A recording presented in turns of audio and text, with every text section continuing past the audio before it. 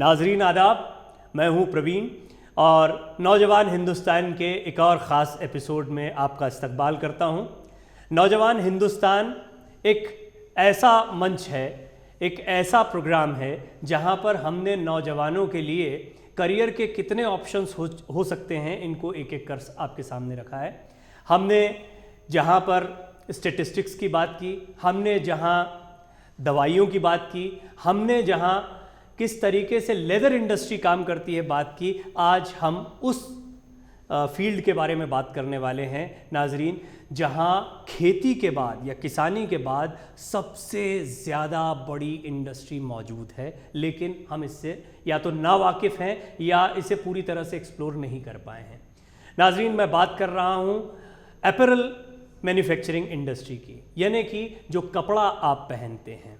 हमारी जो बेसिक ज़रूरतें हैं उनमें रोटी, कपड़ा और मकान कहा जाता है। इनमें कपड़ा ये एक बहुत बड़ी इंडस्ट्री है।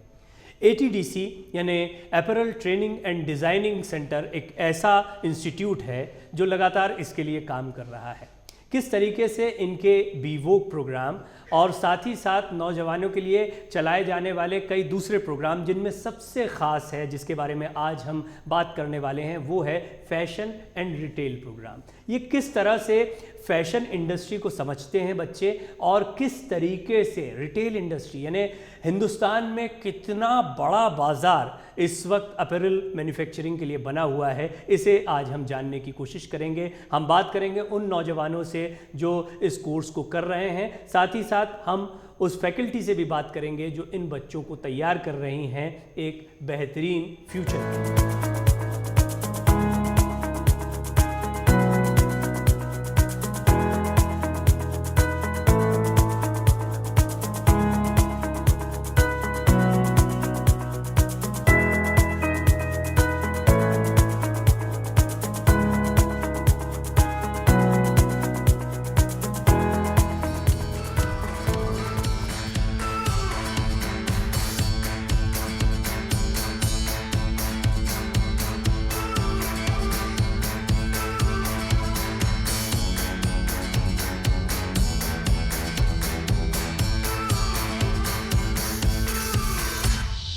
नौजवान हिंदुस्तान में आज बहुत ही खुशी का लम्हा है कि हमारे साथ एक बेहद ख़ास मेहमान इस वक्त मौजूद हैं।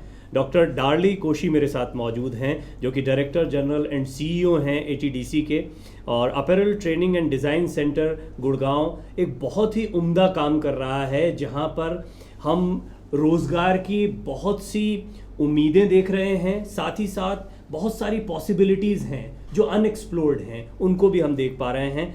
डॉक्टर डार्ली कोशी, सबसे पहले मैं आपका इस्तकबाल करता हूं हमारे इस ख़ास शो नौजवान हिंदुस्तान में। दरअसल सोच का दायरा हमको बदलना होगा। हमारी सोच में, हमारे जहन में कुछ अल्फाज होते हैं जो फिट हो जाते हैं। हमें दर्जी का काम नहीं करना है, हमें और इसी को हम कह देते हैं कि हम फैशन डिज़ाइनर बन रहे हैं तो हमें जाना है, फैशन टेक्नोलॉजिस्ट बन रहे हैं तो हमें जाना है। आपको ये समझना होगा कि खेती के बाद दूसरा ऐसा बड़ा सेक्टर है जहाँ पर बहुत पॉसिबिलिटीज़ हैं। आप बांग्लादेश जैसा छोटा देश इतना अच्छा काम कर रहा है तो हिंदुस्तान कितना काम कर सकता है। ज़रूरत है कि कुछ बच्चे भी, युवा भी इसमें दिलचस्पी दिखाएं, और सरकार को क्या ऐसा करना चाहिए? आपको क्या लगता है कि कौन से कुछ कदम तो हैं जैसे आप लोगों का संस्थान कर रहा है, लेकिन मुझे लगता है कि और अहम कदम उठाने की ज़रूरत है, तभी तो हम कहीं ना कहीं पीछे रह जा रहे हैं। क्या ज़रूरतें आपको लगती हैं या क्या कदम उठाए जाएँ जिनसे कि हम बेहतर रिजल्ट्स को अचीव कर पाए? I think ministry of textiles जो 2010 में जो शुरुआत किया था इंटीग्रेटेड स्किल डेवलपमेंट स्कीम, उसमें ATDC ने 2,17,000 पीपल को ट्रेन किया। आप देखो पूरा इंडिया में ऐसा 200 सेंटर्स के ऊपर था 25 स्टेट्स में, जिधर जिधर अपैरल क्लस्टर्स है, टेक्सटाइल क्लस्टर्स है, उसमें हम ट्रेन करके लोगों को ट्रेन्ड वर्कफोर्स देना शुरू किया। उसका असर ये हुआ है, डोमेस्टिक इंडस्ट्री और एक्सपोर्ट इंडस्ट्री जोड़ता है तो $100 बिलियन का इंडस्ट्री है ये। सिर्फ आप सोचता है $17 बिलियन का एक्सपोर्ट, बट आप पूरा टेक्सटाइल का 40 मिलियन और 50 मिलियन लेके डोमेस्टिक रिटेल भी जोड़ता है तो $100 बिलियन की इंडस्ट्री है। उसमें हर एक, आप देखो पहले 12 मिलियन लोग था ये अपैरल इंडस्ट्री में। पिछले 10 साल में हम 7 मिलियन लोगों को ऐड किया है, 19.1 बिलियन लोग अभी काम कर रहे हैं। इसका मतलब है ये इंडस्ट्री को थोड़ा आप wind under the wings they दो। सरकार इतना ही करना है, आप ये पॉलिसी में एम्प्लॉयमेंट को इम्पोर्टेंस दे दो, जॉब्स को इम्पोर्टेंस दे दो, लोगों को जो पसंदीदा है वो, विमेन को जो पसंद है वो आगे लाओ। इसमें फैशन इंडस्ट्री को फैशन पार्क्स सेटअप करना, फैशन इंक्यूबेशन जो 25 साल के ऊपर हो गया निफ्ट एस्टेब्लिश करने के बाद। अभी भी हम जब एनआईटी का डायरेक्टर था उधर national design business incubator setup किया, उसमें अभी 200 के ऊपर डिज़ाइनर्स इंक्यूबेट किया है। ऐसे कि फैशन इंक्यूबेशन अभी तक हम कंट्री में सेटअप नहीं किया। आप देखो एक कंपनी हम वियतनाम में देखा, नाम नहीं मेंशन करना चाहता हूँ, वो क्लेम करता है 1 out of every 3 garments in USA is made by that company। एक घंटे में 40,000 गारमेंट्स वो मैन्युफैक्चर करता है। एक साल में 349 million garments they are producing. Knit wovens मिलके 3 कंट्रीज में इनका प्रोडक्शन का इतना हम सोच भी नहीं सकता है, जिसका जो उसका जो डायमेंशंस है। सो इंडिया 2005 में जब कोटास डिसमैंडल किया, India had an opportunity to grow in scale. वो स्केल चला नहीं। अभी क्या ऑप्शन है हमारे पास? ऑप्शन है डिज़ाइन और टेक्नोलॉजी और हम आईटी में इतना सुपर पावर है। बट कभी भी इंडिया का आईटी इंडस्ट्री और फैशन इंडस्ट्री दोनों बैठ के एक स्ट्रैटेजी नहीं बनाया कैसा आईटी को फैशन से जुड़ा सकता है। सो एवरी 2 हफ्ते में जो फैशन चेंज होता है ज़ारा में, मैंगो में, H&M में, इसके लिए टेक्नोलॉजी का ज़रूरत है। ये टेक्नोलॉजी अभी भी penetration of IT in fashion industry is less than 12%, 15%। But आप देखो हम आईटी सुपर पावर है, बट आईटी को स्पीड इंक्रीज करने में बहुत ही इम्पॉर्टेंट भागीदारी है। सो उसमें फैशन मर्चेंडाइजिंग, डिजिटल मर्चेंडाइजिंग हो सकता है, pattern making, manual pattern making से डिजिटल पैटर्न मेकिंग हो सकता है। वो सब वर्कफ्लोज को डिजिटलाइज कर सकता है, प्रोडक्शन लाइंस को डिजिटलाइज कर सकता है। ये जब होता है हमारा पूरा फैशन इंडस्ट्री बदलेगा। हम अभी स्पीड में लैकिंग है, स्किल्स में पीछे है, प्रोडक्टिविटी में। इसमें मैं कुछ एड ऑन करना चाहता हूँ। अभी स्किल डेवलपमेंट एक बहुत बड़ी योजना है जो भारत सरकार ने शुरू की है, और आपका जो इंस्टीट्यूट है वो भी उसमें जुड़ा हुआ है। काफ़ी सारे आपके काफ़ी सारे सेंटर्स हैं। साथ ही साथ स्टार्टअप इंडिया हम देख रहे हैं, या मेकिंग इंडिया हम देख रहे हैं। इस तरह की योजनाएं, स्कीम्स जो हैं वो हालिया सरकार ने लागू की हैं। आपको लगता है इसका फ़ायदा आपकी इंडस्ट्री को या अपैरल इंडस्ट्री को हुआ है? अगर हुआ है तो कैसे, और क्या इनको भी और बेहतर इम्प्लीमेंटेशन की ज़रूरत है, और क्या क्या कहाँ पर हम लैग कर रहे हैं? हम जैसा कंट्री जो अभी भी डेवलपिंग कंट्री है, डेवलप्ड कंट्री तो नहीं है। हमारा जो 2.5 ट्रिलियन डॉलर्स का इकॉनमी है, चाइना तो $14 ट्रिलियन इकॉनमी हो गया, $14 ट्रिलियन इकॉनमी। उनका एक्सपोर्ट ऑफ अपैरल है $179 बिलियन। इतना बड़ा कैसे अचीव किया उन्होंने? इंडिया और चाइना का पोजीशन, हमारा जो 1% 2% अभी जो ग्लोबल इंडस्ट्री में मर्चेंडाइज एक्सपोर्ट्स में है और अपैरल इंडस्ट्री में 3% है। चाइना का जो पोजीशन बराबर था कुछ साल पहले, बट इन्होंने कैसे मैन्युफैक्चरिंग से पूरा सर्विस इंडस्ट्री होके इंडिया को कभी भी एम्प्लॉयमेंट का और जॉब्स का मामला ख़त्म नहीं कर सकता है। मैन्युफैक्चरिंग में जोर लगाना ही पड़ेगा। उसमें मेक इन इंडिया और स्टार्टअप इंडिया का रोल बहुत ही इम्पोर्टेंट है।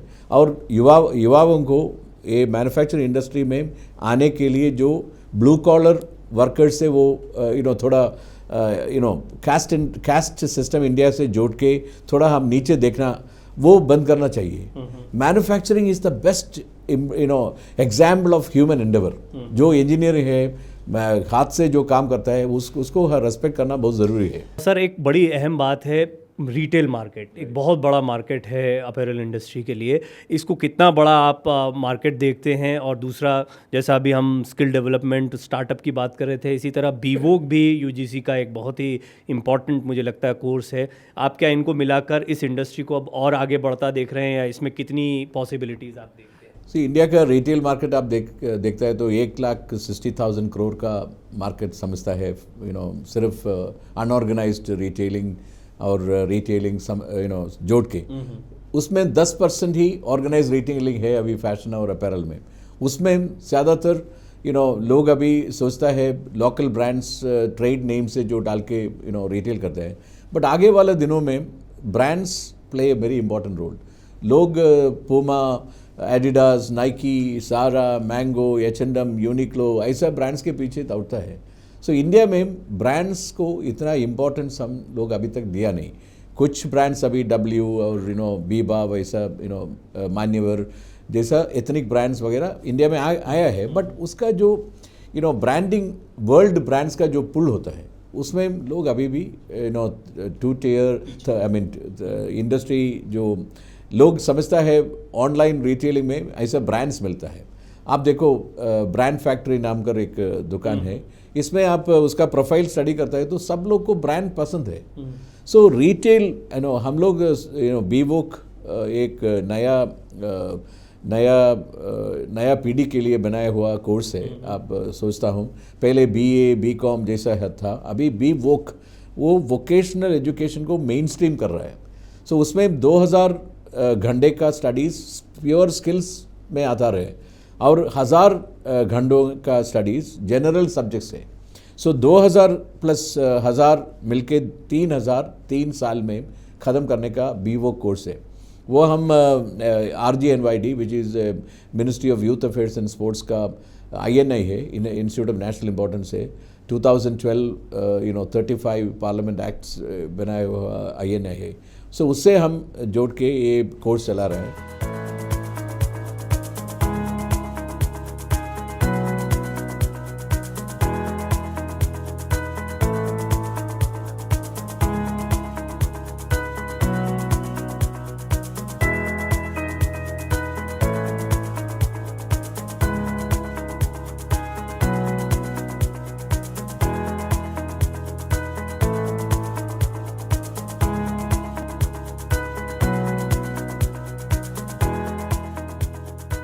तो देश का यंगस्टर, देश का यूथ इस वक्त अपैरल इंडस्ट्री में ख़ास तौर पर रिटेल का जो मार्केट है उसको लेकर किस तरह की उम्मीदें उसकी हैं और इसको क्यों करियर के तौर पर अपनाता है, ये जानने की कोशिश हम इन युवाओं से करते हैं, इन नौजवानों से करते हैं।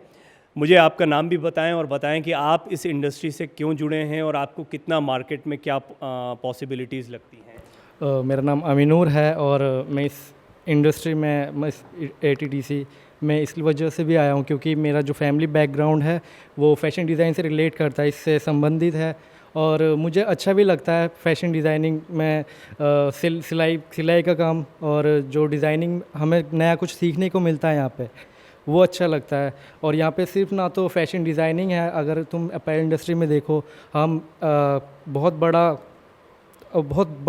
बड़ी चीज़ है। यहाँ पे हम मर्चेंडाइजिंग का कर सकते हैं और पैटर्न मास्टरिंग का कर सकते हैं। यहाँ पे ऐसे बहुत सारे काम हैं जो हम कर सकते हैं और इसमें बहुत ही ज़्यादा इंटरेस्टिंग चीज़ें हैं जो हमें रोज़ नई चीज़ सीखने को मिलती है। चलिए, कुछ और नौजवान हमारे साथ मौजूद हैं। आपका नाम क्या है और आप मुझे बताएं कि आप किस तरह से इस इंडस्ट्री से जुड़े हैं। मेरा नाम अंकुश पठानिया है और मेरा बैकग्राउंड भी इसी से रिलेटेड है और क्या बोलते, बहुत कुछ सीखने को मिलता है यहाँ पे। पैटर्न वगैरह हमें बताया जाता है कि गारमेंट को कैसे स्टिच करते हैं और ये भी बताया जाता है कि कैसे इसको इंपोर्ट और एक्सपोर्ट की टेक्निक बताई जाती है कि बाहर कैसे एक्सपोर्ट किया जाता है इसको। और रिटेल के बारे में भी बताया जाता है कि रिटेल इंडस्ट्री में कैसे काम करता है अपैरल। कैसे, मतलब रिटेल मार्केट कितना बड़ा है इसका? अभी तक तो इंडिया में पूरी तरह रिटेल आया नहीं है, अपैरल रिटेल नहीं आ रहा है। फॉरेन के ब्रांड अभी तक तो इंडिया में प्रवेश कर रहे हैं, तो इसमें बहुत ज़्यादा स्कोप है रिटेल में। रिटेल मर्चेंडाइजिंग में ये बताया जाता है कि जैसे हमारा अमेज़ॉन हो गया, फ्लिपकार्ट हो गया, इसमें हम कैसे बेचते हैं प्रोडक्ट को, कैसे हम प्रोडक्ट तैयार करते हैं और उसके बाद उसको बेचते हैं। ये मर्चेंडाइजिंग का प्रोसेस होता है रिटेल में। इन युवाओं को लगता है कि इस इंडस्ट्री में आने के बाद इन्हें नाम भी मिलता है, रोज़गार भी मिलता है, एक सम्मान भी मिलता है। अब अपैरल इंडस्ट्री सिर्फ ये नहीं है कि कपड़े सिलने तक, बुनने तक सीमित रह गई है, इसका दायरा बहुत बड़ा हो चुका है। ये इंडस्ट्री, जैसा मैंने शुरुआत में ही आपको बताया, $100 बिलियन के आसपास दिखाई देती है। और जहाँ एक तरफ रोज़गार हमारे लिए बड़ी या बेरोज़गारी हमारे लिए बड़ी चुनौती है, वहाँ पर अपैरल इंडस्ट्री को और एक्सप्लोर करना, इसमें युवाओं को और ज़्यादा बुलाना, उन्हें और ज़्यादा मोटिवेट करना इस इंडस्ट्री में आने के लिए, ये हमारे देश की इकोनॉमी के लिए, युवाओं को रोज़गार मुहैया कराने के लिए बहुत अहम रहने वाला है। आइए अपैरल इंडस्ट्री के और इस इंस्टीट्यूट के, ATDC के कुछ और पहलुओं को जानने की कोशिश करते हैं।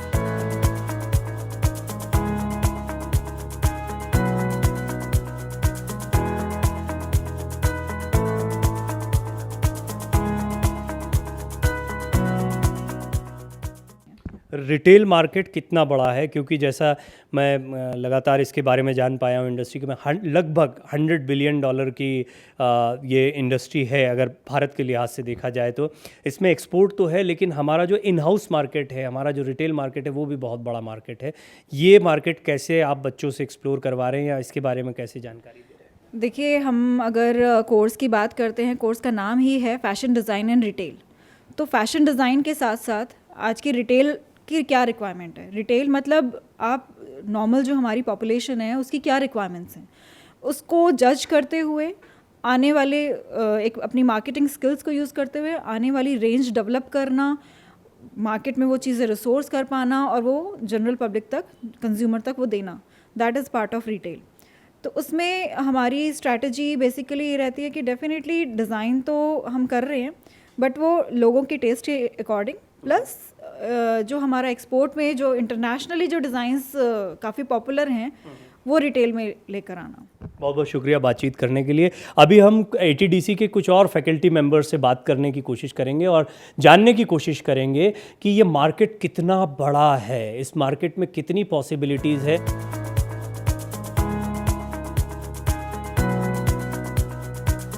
बीवोक प्रोग्राम क्या है, वो किस तरह से कन्वेंशनल एजुकेशन से अलग है, ATDC उसमें कितना अकोमोडेट कर पाया है यूथ को? बीवोक जो है एक तरह की न्यू डिग्री है जो UGC ने लॉन्च की है। अब इतनी नई आप नहीं कह सकते, but fairly new. Around 5 years back UGC had come up with this idea to start a degree which has some skill component into it।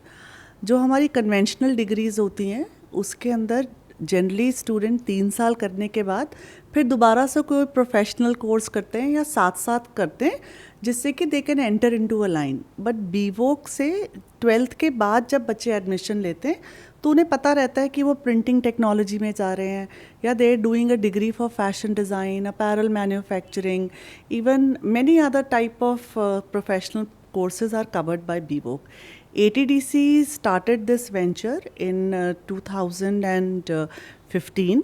This year will be our 5th batch for BVOC and 2 batches have passed out. आप sponsorship के बारे में कुछ बताना चाह रहे थे? Government की स्टेट लेवल पे और नेशनल लेवल पे बहुत सी ऐसी स्कीम्स रहती हैं जिसमें कि वो जो यूथ थोड़ा इकोनॉमिकली वीकर सेक्शन से है या फिर माइनॉरिटीज़ को बिलोंग करता है, बैकवर्ड क्लासेस को या रिजर्व्ड कैटेगरी को, उनकी अपलिफ्टमेंट के लिए बहुत सी स्कीम चलाती है। तो ATDC जब से ATDC हमने फॉर्म किया है इस टाइप की स्कीम के साथ जुड़ा हुआ है, जिसमें कि यूथ को free of cost training program करने का मौका मिलता है ATDC से, ना कि वो फीस के अलावा उनको पढ़ाई के दौरान जो चीज़ें चाहिए या आने जाने के लिए जो स्टाइपेंड्री सपोर्ट चाहिए, इस टाइप के प्रोग्राम ATDC करता है। ये program generally National Backward Finance and Development Corporation या National SC Corporation, Safai Karmachari Corporation, Minorities Corporation, इस टाइप के प्रोग्राम। कितने बच्चों को अकोमोडेट कर पाया अभी आप ऐसे जो कि जिनको ज़रूरत हो इस तरह? कम से कम अगर आप देखें साल में इस तरह के 5,500 से 6,000 कैंडिडेट ऑल ओवर इंडिया जो है ट्रेन होता है। अच्छे प्रकार से ट्रेनिंग देना और ट्रेनिंग के दौरान उनको सारे जो है सुविधाएं प्रदान करना, जो कि उनको शायद अपने गांव में या कस्बे में नहीं मिल पाएंगी, तो उन बच्चों को इस स्कीम के प्रावधान के अंदर हम अपने जो है ट्रेनिंग सेंटर्स में ला रहे हैं और वहाँ जो है 4 महीने, 6 महीने, 8 महीने, 12 महीने के ट्रेनिंग प्रोग्राम हो रहे हैं अपैरल सेक्टर के अंदर। और उस दौरान में बच्चों को वहाँ पर रहने की व्यवस्था भी है और उस तरह के जो है हॉस्टल हम बना रहे हैं ताकि बच्चे वहाँ पर रहें और अच्छी तरह से वो अपनी जो है ट्रेनिंग को पूरी कर पाएँ। और ट्रेनिंग करने के बाद उनको हम लोग जो है OJT करवाएंगे। OJT means on job training. तो 3 हफ्ते का, 4 हफ्ते का उनको ऑन जॉब ट्रेनिंग होगा फैक्ट्रीज़ के अंदर। और उन फैक्ट्रीज़ के अंदर अगर आपकी ट्रेनिंग अच्छी हो जाएगी तो मुमकिन है कि आपकी प्लेसमेंट भी उन फैक्ट्री में हो जाए। और वैसे भी हमारा उद्देश्य जो है, स्कीम का उद्देश्य यही है कि कम से कम जो है 70 से 80% बच्चों को हम जो है वेज एम्प्लॉयमेंट, नौकरी दिलवाएं हम।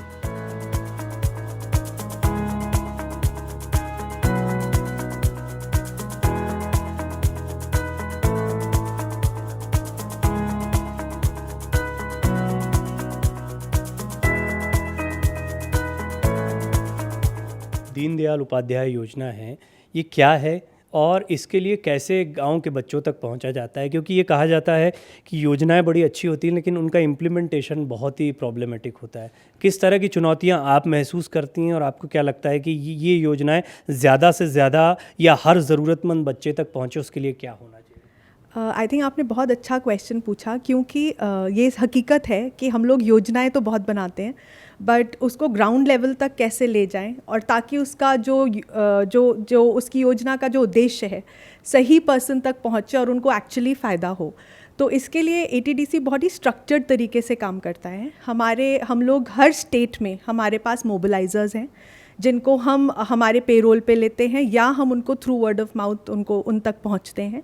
क्यों? इसके 2 रीज़न्स हैं। हम वहाँ के मोबिलाइजर्स क्यों लेते हैं? एक तो वो उस माहौल को अच्छा समझते हैं, अच्छे से जानते हैं, उनकी लैंग्वेज वही होती है। जैसे अगर हम झारखंड जाएं या कश्मीर जाएं तो सबकी बोली अलग है, तो वहाँ के लोग अपने लोगों को ज़्यादा कन्विंस कर पाएंगे। और उसके बाद हमारा एक स्ट्रक्चर है कि हम जितने भी लोकल लेवल के ऑफिसर्स हैं, जो भी गवर्नमेंट ऑफिशियल्स हैं, उनसे हम शुरू करते हैं और गवर्नमेंट भी इसमें हमें सहयोग देती है। उनके जितने सरपंच हैं, जितने उनके लोग हैं, जो उनके जैसे BDOs हैं, डेवलपमेंट ऑफिसर्स हैं, उन तक पहुंच के उनसे डेटा लेते हैं और डेटा लेके हम हर गांव जाते हैं। मतलब हम फिज़िकली भी मूव करते हैं वहाँ तक और लोगों के लिए हम बहुत सारे काउंसलिंग सेशंस ऑर्गेनाइज करते हैं। चैलेंजेस कहाँ आते हैं? चैलेंजेस सबसे ज़्यादा ये आते हैं कि लोग अपनी जगह को छोड़ के बाहर नहीं निकलना चाहते। उन लोगों को रोज़गार तो चाहिए बट अपने दरवाजे पे चाहिए, जो शायद मुमकिन नहीं है। अगर हम चाहते हैं कि जैसे अगर आपके पास इंडस्ट्री नहीं है, कपड़ा उद्योग आपके शहर में नहीं है, तो बच्चों को मोटिवेट करना या उनके पेरेंट्स को मोटिवेट करना, स्पेशली लड़कियों के लिए, कि आप इनको जाने दें, इनको बाहर जाके काम करने दें। तो पहला चैलेंज वो है।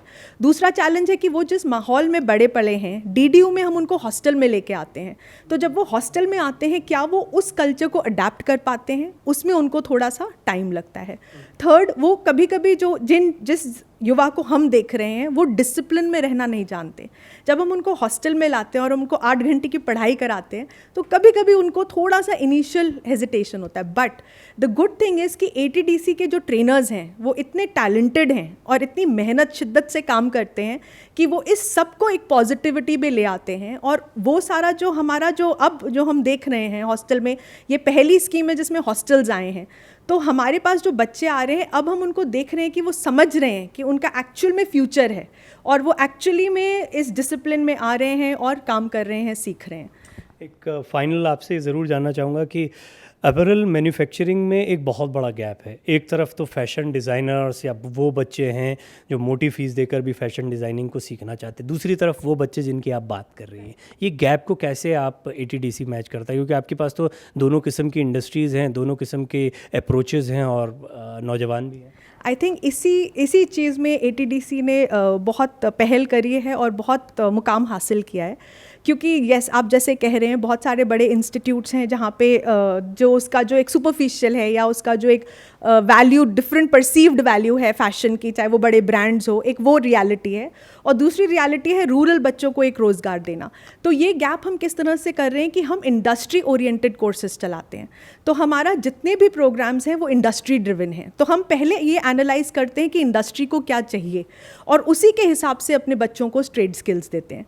तो चाहे वो हमारे ग्रेजुएशन के प्रोग्राम्स हों या डिप्लोमा के प्रोग्राम्स हों या रूरल इंडिया के लिए प्रोग्राम्स हों, वो हमारे बच्चे उस पर्टिकुलर सेगमेंट में बहुत अच्छे से अडेप्ट कर पाते हैं।